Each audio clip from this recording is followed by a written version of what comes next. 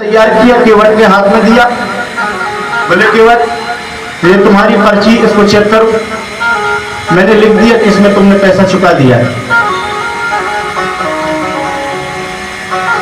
केवट अपने स्वभाव अनुकूल बोला, बोले सेठ जी आप तो जानते हो कि हम पढ़े लिखे आदमी तो है नहीं, अपन तो है अंगूठा छाप। रघुनाथ जी जाने आपने जो लिखा है सही लिखा। सेठ के मन में लोभ आ गया, बोले इससे दोबारा पैसा लिया जा सकता है, इससे हम चाहेंगे तो दोबारा पैसा ले सकते। सेठ ने कहा बोले एक काम करो, एक गिलास हमारे लिए जल लेकर के आओ। जब तक केवट गया जल लेने के लिए, तब तक वो सेठ ने वो पर्ची को बदल दिया। ओरिजिनल पर्ची थी अपने पास में रख लिया और एक कोरा कागज केवट के हाथ में थमा दिया। केवट घर आ जाता है, बालकों ने पूछा कि पिताजी आपने पैसा दे आए? उन्होंने बोल दिया, बोले हाँ मैंने दे आया। वो अपने काम करने लगे, कुछ समय व्यतीत हुआ तो सेठ ने जाकर के और कोर्ट में दरखास्त लगा दी कि केवट ने मुझसे इतना इतना पैसा लिया था और ये अभी तक वापस नहीं कर रहा, ये पैसे का देने का नाम नहीं ले रहा है। कोर्ट से नोटिस आया। जब कोर्ट से नोटिस आया तो पढ़ करके उस नोटिस को देख करके, बुलावा को देख करके और केवट कोर्ट में हाजिर होता है। जज साहब के सामने खड़ा हुआ, सेठ भी खड़ा है और केवट भी खड़ा है। सेठ ने कहा बोले जज साहब इस केवट ने मुझसे पैसा लिया था, इसने वापस नहीं किया। जज साहब ने बोला, बोले केवट तूने इससे पैसा लिया था सेठ से? बोले हाँ लिया था। बोले फिर वापस क्यों नहीं किया? बड़ा सरल स्वभाव का व्यक्ति आंख में अश्रु भर करके और बोलने लगा, बोले जज साहब सच कहता हूं, मैंने तो सेठ से पैसा लिया जरूर था, लेकिन मैंने इनका पैसा ब्याज सहित वापस कर दिया। जज साहब बड़े दयालु स्वभाव के थे, बोल उठे, बोले अच्छा जज साहब रो मत, केवट तू रो मत, चिंता मत कर। तू ये बता जब तू सेठ को पैसा दे रहा था तब तेरे पास में कोई और भी था? केवट ने विचार किया और अपने स्वभाव अनुकूल बोल उठा, बोले हाँ जज साहब मैं सच कहता हूं कि जब मैं सेठ को पैसा दे रहा था तो मेरे और सेठ के और रघुनाथ जी के अलावा वहां पर कोई नहीं था। जज साहब वाली अपने स्वभाव से बोलने लगे, बोले जी एक काम करो, अब ये मुकदमा फलानी तारीख को इसका निर्णय निकाला जाएगा, इसको रोक दो। सब अपने अपने घर को आ गए। बोले फलानी तारीख को आना है केवट तुम्हें? बोले ठीक। जज साहब ने देखा, बोले यार बड़ा भोला भाला व्यक्ति था, चलो इसकी मदद करें।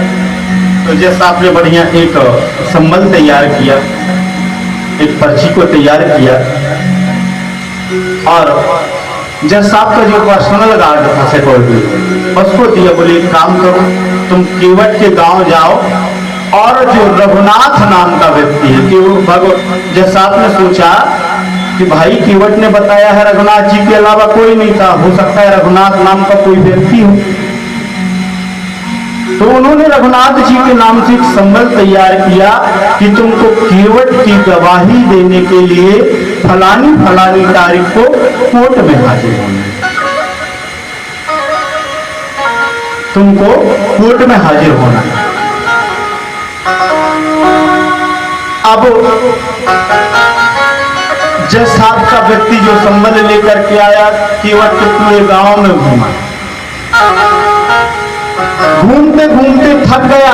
जब भाई रघुनाथ नाम का कोई व्यक्ति हो तब तो उसका घर मिले। पूरे गांव में घूमते घूमते जब सफल हो गए, एक व्यक्ति से बोला, बोले भैया रघुनाथ का घर कहाँ है? एक सज्जन पुरुष बोले, बोले भैया रघुनाथ का कोई घर तो नहीं, लेकिन गांव के बाहर एक रघुनाथ जी का मंदिर जरूर है, आप वहीं चले जाएं। वो गया, जाकर के पुजारी जी बाहर बैठे हुए थे मंदिर के बाहर सीढ़ियों में। गार्ड ने सोचा, बोले हो सकता कहीं यही रघुनाथ ना हो, तो उसने वो संभल लिया और सारी कथा पंडित जी को सुना दी। बोले ये केवट की गवाही देने के लिए आपको आना है, कोर्ट में आपको फलानी फलानी तारीख को हाजिर होना है। अब पंडित जी तो केवट को जानते थे, वो सारी बात समझ गए। बात दरअसल है क्या?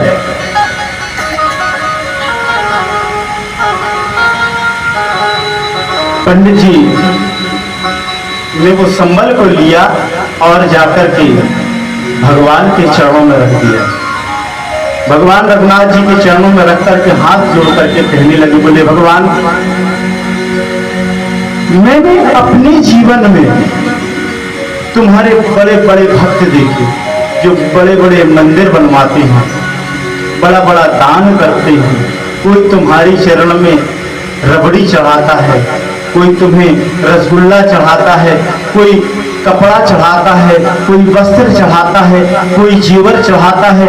अनेक प्रकार के भाव से लोग तुम्हारी पूजा करते हैं, लेकिन आज ही तुम्हारे बिरला भक्त ने तुम्हारे चरणों में एक संबल भेजा है। हे भगवान, हे नारायण, तुम उस केवट की लाज रख लेना और उसके संबल को स्वीकार करो। ऐसी श्रद्धा भाव से पंडित जी ने भगवान के चरणों में उस संबल को रखा। कोर्ट में हाजिर होने की तारीख आती है। पंडित जी उठे, विचार किया, बोले यार आज भगवान को केवट की गवाही देने के लिए जाना है। पंडित जी बढ़िया प्रातः काल उठ करके भगवान को बढ़िया स्नान करवाया, ध्यान करवाया, उनको बढ़िया सुंदर पीतांबरी पहनाई, बढ़िया भगवान को भोग लगाया। बोले भगवान आज एक केवट की लाज रख लेना। सभी लोग अदालत में हाजिर होते हैं जज साहब के सामने। केवट भी पहुंच गया, सेठ जी भी पहुंच गए, जज साहब आ गए। जज साहब ने पूछा, केवट थे, बोले केवट तुम्हारा गवाह आया है कि नहीं? स्वभावनकुल केवट बोल उठा, बोले हाँ जज साहब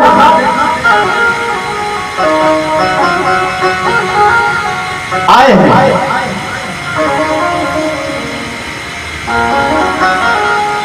लेकिन विचार करने वाली बात यह है कि फिर एक क्वेश्चन किया जैसा आपने, बोले केवट ये तो बताओ, मैंने जो तुमने बताया था कि सेठ के और तुम्हारे रघुनाथ के अलावा कोई नहीं था। बोले हाँ जैसा कोई नहीं था। बोले तो मैंने एक संबल जारी किया था रघुनाथ जी के नाम से, क्या तुम्हारा गवाह रघुनाथ आया है? स्वभाव अनुकूल केवल बोल उठा, बोले हाँ जज साहब आया है। जज साहब ने आदेश दिया, बोले रघुनाथ को बुलाया जाए। दरबार में आवाज लगाई, बोले केवट के गवाह रघुनाथ हाजिर हो, रघुनाथ हाजिर हो, रघुनाथ हाजिर हो। तीन आवाज यूं ही लगाई है तो चार लटपटी सी एक वृद्ध की झुकी सी देह, टुकटी फटी सी शीश बांधे धर खाए हैं और हाथ बाह छड़ी दुखती तुलसी की ये माल है और चारू चंदन चढ़ाए हैं। आज साहब के सामने विनीत चपरासी संग आज रघुनाथ जी गवाह बन आए हैं। रघुनाथ जी आकर एक वृद्ध रूप में और जज साहब के सामने खड़े हो जाते हैं। जज साहब ने पूछा, बोले आप ही रघुनाथ? बोले हाँ हम ही रघुनाथ। बोले ये बताओ, जब केवट पैसा दे रहा था तब तो आप वहां पर थे? बोले हाँ हम वहां पर थे। और यदि आपको विश्वास नहीं है तो इनकी तीसरी नंबर की अलमारी में चौथे नंबर ड्राइव में फलानी फलानी पुस्तक के नीचे वो पर्ची दबी हुई है, आप किसी को भेज करके वो पर्ची बुला करके देख लो। जब साहब ने भेजा, दरबान गया, जाकर के देखा तो जो एड्रेस रघुनाथ जी ने बताया था उसी एड्रेस वो पर्ची मिली।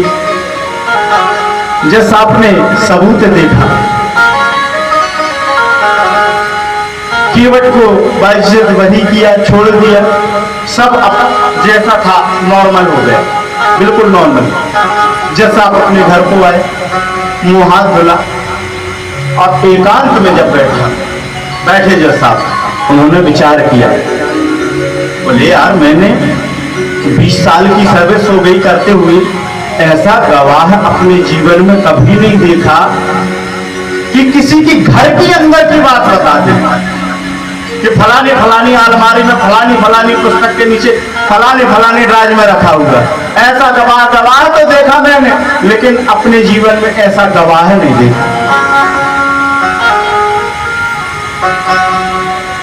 जज साहब ने जिस दरबान को भेजा था उसको बुलाया, बोले काम करो, ये बताओ जरा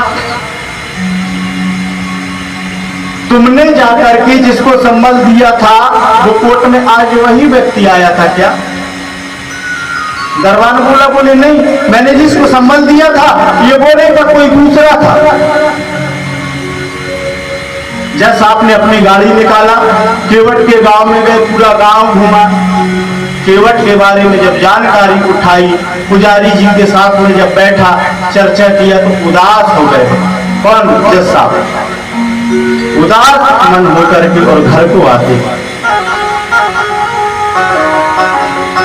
बिल्कुल शांत, लाल लाल आंखें। जज साहब की पत्नी कहने लगी, बोले क्या हुआ? बोले कुछ नहीं। बोले नहीं नहीं कुछ तो हुआ है, चिंतित लग रहे हो। जज साहब ने पूरी केवट की कहानी कह सुनाई तो बोले इसमें कौन सी बड़ी बात है, आ गए परमात्मा तुम्हारे दरबार में? बोले नहीं, मुझे दुख इस बात का नहीं है कि परमात्मा एक केवट के गवाह बनकर के आए थे। बोले फिर तुमको दुख किस बात का है? बोले मुझे केवल दुख इस बात का है कि शिव शारद नारद शेष गणेश के ध्यान में जो नहीं आते रहे। आज यदि भगवान गणेश, शिव, शारद, नारद बड़ी तपस्या करते हैं, उनके ध्यान में भी भगवान एक चोट नहीं पहुंच पाते। बोले तो इसमें दुख कौन सी बात का है? बोले सोई आज भी तो अदालत में एक केवटा के गवाह कहाते रहे। बोले हे देवी, मैंने देखा कि भगवान एक केवट का गवाह बन करके आए। जो बड़े बड़े महात्मा ऋषि मुनि जिनके दर्शन पाने के लिए करोड़ों वर्ष तपस्या, हजारों वर्ष तपस्या करते हैं, आज वो देखो एक सरल स्वभाव, निर्मल मन केवट के गवाह बन करके आए। माता ने की कहा उनसे, बोले तो वो केवट के गवाह को उसकी भक्ति है, तो परमात्मा आए, इसमें तुमको दुख क्यों है? तो केवट ने बड़ा, जैसा आपने बड़ा सुंदर जवाब दिया। बोले देवी मुझे दुख इस बात का नहीं है। क्यों? क्योंकि सुख धोखे उदार स्मृतियों को भयो। मुझे इस बात का दुख नहीं कि वो केवट के गवाह बन करके आए थे। बोले फिर दुख किस बात का है? बोले मुझे दुख इस बात का है कि कुर्सी में बना जज बैठा रहा और जगदीश खड़े समझाते रहे। बोले देवी मुझे दुख इस बात का है कि मैं परमात्मा के सामने कुर्सी में बैठा। भगवान के सामने मैं उच्च सिंहासन पर बैठा रहा और भगवान नीचे खड़े होकर के और मुझको समझाते रहे। मुझे बस दुख इस बात का है, जज साहब ने उस नौकरी से तुरंत रिजाइन किया। बोले ऐसी नौकरी मेरी कोई काम की नहीं जो परमात्मा के सामने तक मैं ना झुका। अपनी नौकरी को रिजाइन किया और जब वो मंदिर जाते थे तो भगवान से नजरें नहीं मिलाते, भगवान को पीठ देकर के उनके मंदिर में जाकर के बैठते थे। क्यों? क्योंकि मैं इनसे नजरें मिलाऊं तो कैसे मिलाऊं?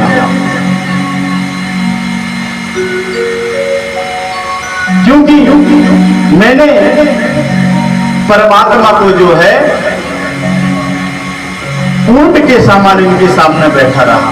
तो परमात्मा कहने का तात्पर्य यही है कि परमात्मा केवल से केवल कैसे रिश्ते? प्रेम से। जिसने प्रेम से भगवान को रिझा लिया उसके परमात्मा हो गए। यहां पर बाकी बिहारी जी को नामकरण संस्कार हुआ। माता यशोदा ने भगवान कन्हैया को सजाया है, सुंदर पीतांबरी पहनाई, पीत झुंडिया पहनाई, सुंदर नैनों में काजल लगाया। भगवान कि नैनों में जैसे ही काजल लगाया, एक सखी क्या कहती है कि बाकी बिहारी कजरा रे मोटे मोटे तेरे नैन, हाय ना जरना लग जाए, हाय हाय हाय ना जरना लग जाए। हरी कजरा रे मोटे मोटे तेरे नैन,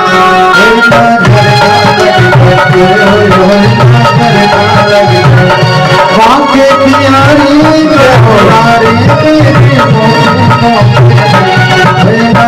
ना लग जाए, नजर ना लग जाए, नजर ना लगे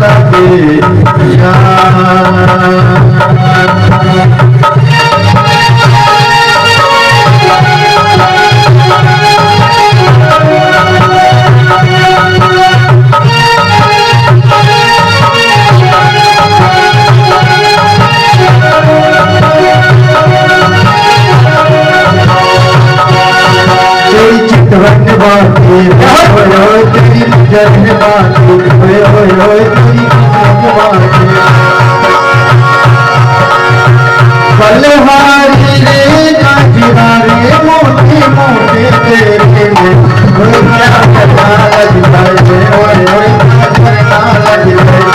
बाके बिहारी काजिहारे मोटे तेरे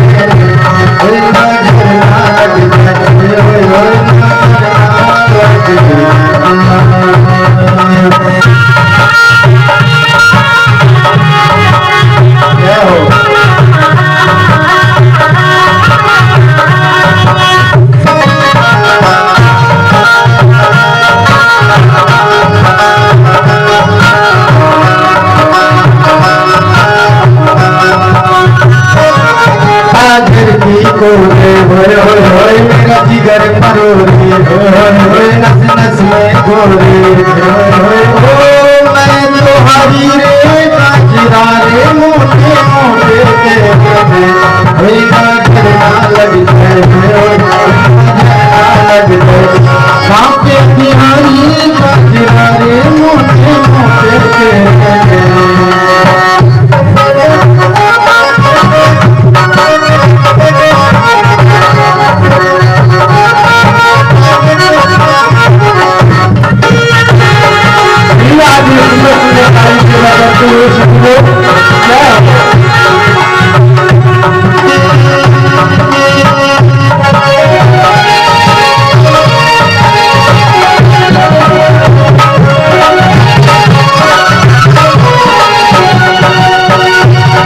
तेरी मुकट्टी लटकन होए होए होए, तेरी अधर की मुस्कान होए होए होए, तेरी बावन चंदन होए होए होए, ओ मतवारी रे बलहारी मोटे मोटे तेरे, होए ना जरना लग जाए, होए ना जरना लग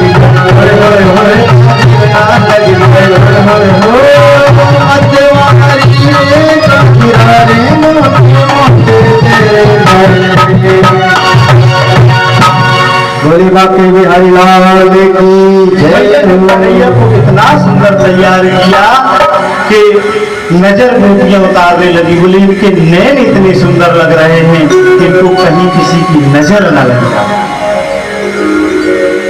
यहाँ पर भगवान छोटे से कन्हैया खेल रहे हैं। कैसे विचार किया, बोले और दूतों को भेजा जाए, जाकर के वक्तासुर को कंस ने भेजा। भगवान कन्हैया ने वक्तासुर का मर्दन किया और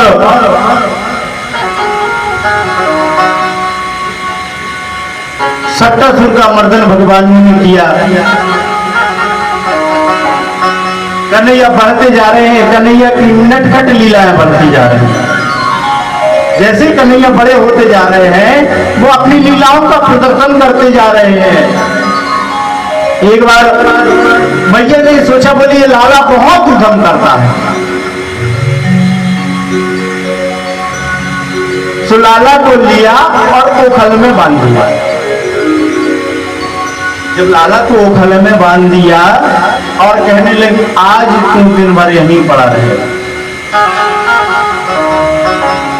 लेकिन यहाँ पर श्री व्यास जी महाराज लिखते हैं, सुखदेव जी महाराज राजा परीक्षित को सुना रहे हैं कि जब मैया लाला को रस्सी में बांधने के लिए जा रही थी ओखल में,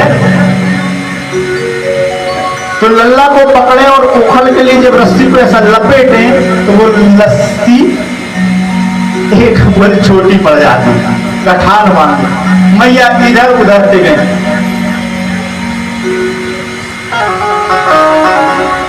ढूंढ करके एक रस्सी को लेकर के आई, जोड़ा, फिर बांधा, फिर छोटी सी कमी, फिर मैया गई ढूंढ करके लाई। लेकिन आज बोले तुझे बांध कर रहूंगी, चाहे जो हो जाए। रस्सी ढूंढ करके लाती। कन्हैया को बांधने की कोशिश किया, पर कन्हैया कहाँ बांधने वाले हैं जगत पिता।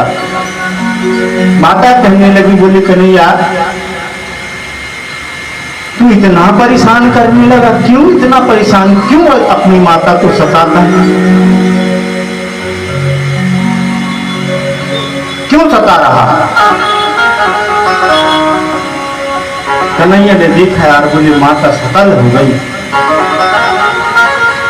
भगवान माँ के उस बंधन में बंध जाते हैं। देखो उस माँ को देखो जो जगत पिता है, उसको अपनी उंगली की इशारे में कौन नचा रही है, माँ। अपनी उंगली के इशारे में माँ नचा रही है, जो जगत को नचाने वाला है। आज उसे माँ यशोदा नचा रही है। भगवान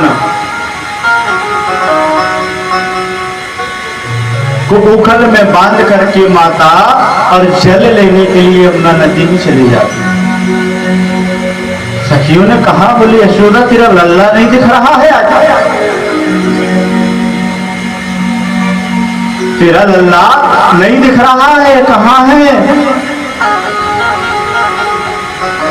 बोले आज तो मैंने उसे दंड दिया है, उखल में बांध करके और लाई, घर में छोड़ आई, आज नहीं दिखेगा। भगवान धीरे धीरे ओखल को खींचते हुए नंद रानी के आंगना में ले जाते और जब वो अंगना में लेकर के आते हैं, उखल में बांध करके मैया, तो दो वृक्ष लगे हुए थे मां के अंगना में। वो कौन थे? यमल अर्जुन, यम और अर्जुन। इनको मोक्ष करने के लिए भगवान ने इस लीला को किया। ओखल को दोनों झाड़ों के बीच में फंसाया और ओखली को खींच दिया, दोनों झाड़ गिर जाते हैं।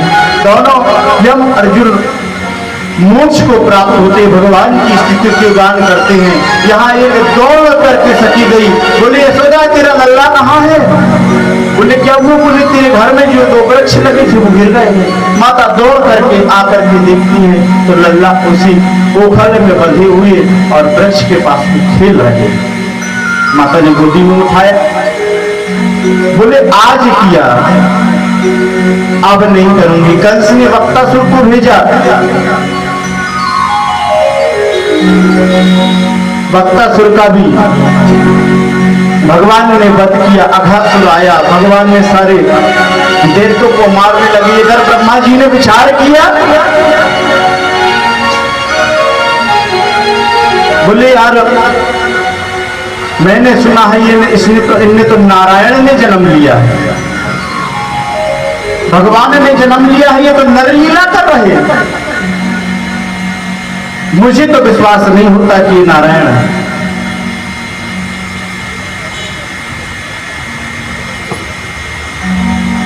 ऐसा विचार कर ही रहे थे, बोले चलो चल करके परीक्षा ले। तो जब कन्हैया छोटे से हुए तो उन्होंने बाल वालों के साथ में मित्रता की, बाल वालों के साथ में मित्रता करके और एक बार नंदलाल जी से कहने लगे, बोले पिताजी हम भी गाय चराने के लिए वन में जाए। नंदलाल जी ने कहा, बोले ठीक है चलो। माता यशोदा दौड़ करके आई, बोले तुम्हें लगता नहीं है कुछ, क्योंकि माँ का हृदय हमारा बहुत कोमल होता है। बोले तुम्हें लगता नहीं बाल सो लल्ला है, छोटू सो लल्ला है, इसको तुम वन में लेकर के जाओगे, मेरे लल्ला को भूख लग जाएगी, मेरे लल्ला को प्यास लग जाएगी, वहां कहाँ का पानी पाओगे, कहाँ का भोजन पाओगे। लेकिन लल्ला के हट के कारण मैया ने लल्ला को जाने की अनुमति दिया। मैया ने लल्ला के लिए बढ़िया भोजन रखा, जल रखा। छोटी सी कन्हैया ठुमक ठुमक करके और चल रहे हैं। जाकर के वन में पहुंचते हैं, नंदलाल जी के साथ में वन देखने लगते हैं। घूमते घूमते जाकर के देखा तो ब्रह्मा जी ने क्या किया, बोले चलो इनकी परीक्षा ले। तो परीक्षा लेने के लिए ब्रह्मा जी ने जो गाय भगवान कन्हैया ले गए थे चराने के लिए ग्वाल वालों के साथ में, वो गाय और ग्वाल वाल को ब्रह्मा जी अपनी योग माया से लुप्त कर देते। जब उनको लुप्त कर देते हैं तो कुछ ग्वाल वाले जो और बचे हुए थे उनके साथ वाले को भोजन करने के लिए बैठे। तो उन्होंने कहा, बोले कान्हा अपनी गाय नहीं दिख रही है, अपनी गाय कहाँ है? कन्हैया ने कहा, बोले एक काम करो, तुम चिंता मत करो, तुम सुख से भोजन करो,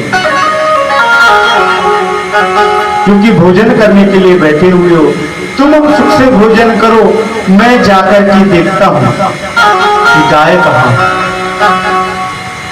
भगवान कन्हैया गए, जाकर के और देखते हैं गाय नहीं दिखी। भगवान कन्हैया ने अपनी दोनों आंखों को बंद किया, स्मरण किया तो पता चला कि ब्रह्मा जी गाय और बछड़ों को लेकर के चले गए। भगवान कन्हैया ने न्यून निर्माण कर दिया, तुरंत योग माया का जैसे ही ध्यान किया, नए बछड़ा आ गए, नए ग्वाल वाल आ गए, सब कुछ नया हो गया, सब अपने अपने घर को आ गए। बताया जाता है कि ब्रह्मा जी ने 6 महीने तक जो गाय चुराए थे वो अपने पास में रखे रहे, और भगवान बाकी बिहारी की माया से जो न्यूनित गाय और बछड़े थे वो 6 महीने तक योग माया चली थी भगवान।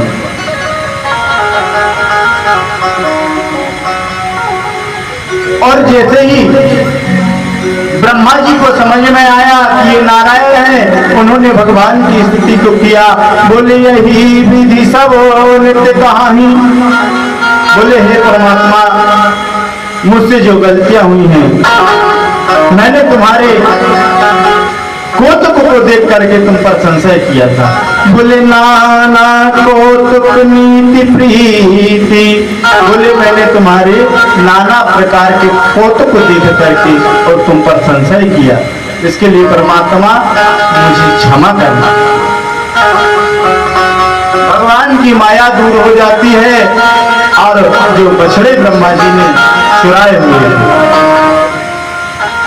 वो बछड़े को ला करके और वो देते। यहां पर कन्हैया थोड़े बड़े हुए लीला करने लगे। लीला करने लगे। कैसी लीला करने लगे? आपको ध्यान होगा कि एक दिन की कथा में मैंने बताया था कि कुछ सखियां सरोवर में स्नान कर रही थी जमुना जी में, और सुखदेव जी को आते हुए देखा तो उन्होंने अपने वस्त्र को नहीं पहना, और जब व्यास जी ने को आते हुए देखा तो उन्हें व्यास जी को देख करके अपने शरीर को छिपाने लगी। तब व्यास जी ने उनको श्राप दिया था कि तुम्हारा चीर हरण होगा। सखी जमुना जी में स्नान कर रही हैं। कन्हैया का कौतुक को देख करके वो स्नान कर रही हैं, और स्नान करने के लिए जब उतरी तो अपने वस्त्र को वहीं पर रख दिया। जब अपने वस्त्र को रखा तो कन्हैया आकर के चुपचाप उन वस्त्रों को उठा करके और ले जाते हैं। गोपियों ने वस्त्र को मांगा, बोले कन्हैया हमारा वस्त्र दे दे। भगवान बाकी बिहारी ने कहा, बोले नहीं तुम्हारा वस्त्र मैं नहीं दूंगा, तुम पहले जल से निकल करके आओ, तब तो तुम्हारा वस्त्र ये है, और ले जाओ, मैं मना नहीं कर रहा हूं। तुम्हारा वस्त्र मेरे पास में है, आओ और ले जाओ। बोले नहीं कन्हैया हमारा वस्त्र दे। भगवान कन्हैया ने गोपिकाओं को समझाया, बोले देवी निर्वस्त्र होकर के कभी जल में स्नान नहीं करना चाहिए।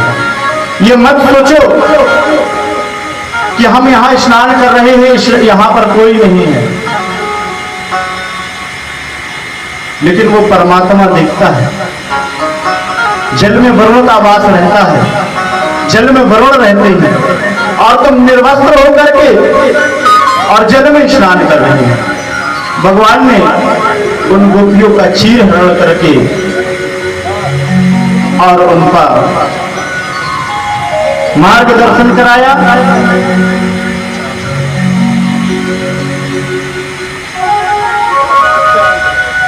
इसके बाद भगवान नर लीला करने लगे। एक बार भगवान ने सोसाइटी तैयार किया, अपनी सोसाइटी को ऐसा तैयार किया कि अपन को माखन चोरी करना। क्या करना है? माखन चोरी। बढ़िया एक बच्चों की छोटी सी टीम तैयार की, एक चोर मंडली तैयार किया कन्हैया ने अपने सखाओं के साथ में सोसाइटी बनाई। बोले यार माताएं अपन को माखन खाने के लिए नहीं देती, एक काम करो, जब माताएं माखन खाने के लिए नहीं देती हैं तो अपन माखन चोरी करें। कन्हैया माखन चोरी करने के लिए नगर में जाती हैं। गोपिकाओं के घर में चोरी करने लगे, बड़ा उपद्रव करने लगा। बोली यशोदा का लाला तो मक्खन चोरी करता है, यशोदा का लाला तो मक्खन चोरी करता है। उन्होंने कन्हैया को आकर के डांटा एक दो बार, लेकिन उनकी मोहिनी देख करके सब मोह जाती थी। माता यशोदा को बताया, लेकिन माया यशोदा को विश्वास नहीं होता कि कन्हैया चोरी करती है। माखन चुराने जाते हैं। बोले एक बार सखी ने सोसाइटी बनाया कि यार यशोदा को अपन बताते हैं कि तेरा लल्ला चोरी करता है। तो माँ को विश्वास नहीं होता, एक आध बार इनको रंगे हाथ पकड़े और ले जाकर के यशोदा को पास में खड़े करें, तब तो विश्वास होगा ना। भगवान कन्हैया ने सोसाइटी बनाया, बोले एक काम करो, आज सतभामा के घर में चलना है और सतभामा के घर में चल करके चोरी करना है। और जब उनकी सोसाइटी चल रही थी तो एक गोपी ने सुन लिया कि आज कन्हैया सतभामा के घर में चोरी करने के लिए जाने वाला है। उनने भी तैयार कर लिए, बोले कन्हैया आज तुम आओ, हम तुम्हें भी पकड़ ली। और यहाँ पर कन्हैया की भी मंडली बन गई कि हमें फलाने के घर में आज माखन खाने चलना है।